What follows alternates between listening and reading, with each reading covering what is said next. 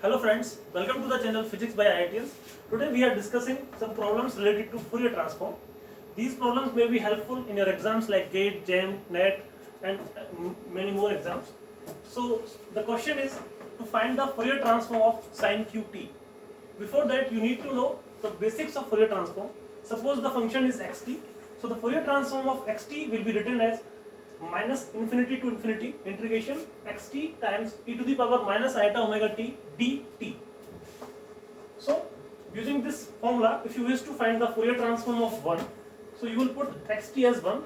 If you integrate this expression, you will get that the Fourier transform of 1 is nothing but delta function, delta omega. Delta omega is nothing but a peak at omega equal to 0. If you want to draw this in the Fourier domain, so you will get a peak at omega equal to 0.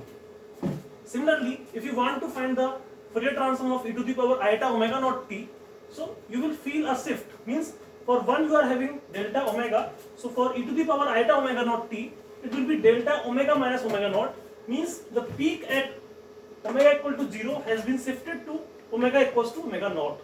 So for this function, you will get a peak at here at omega naught. So using this property, you can find the Fourier transform of any trigonometric function. Suppose you wish to find the Fourier transform of sin t. So sin t can be written as e to the power iota omega t minus e to the power minus iota omega t divided by 2 iota. So you are having two exponential functions, one with the power 1 and another with power minus 1 here.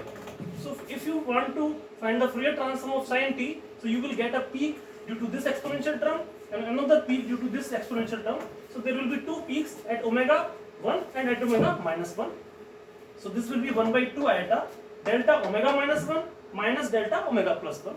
If you want to draw this in the time domain and the Fourier domain, so the time domain, this is a sinusoidal function and its Fourier transform will get a peak at 1 of amplitude some 1 by 2 iota, and at a peak of at minus 1 you will get another peak and at minus 1 by 2 iota.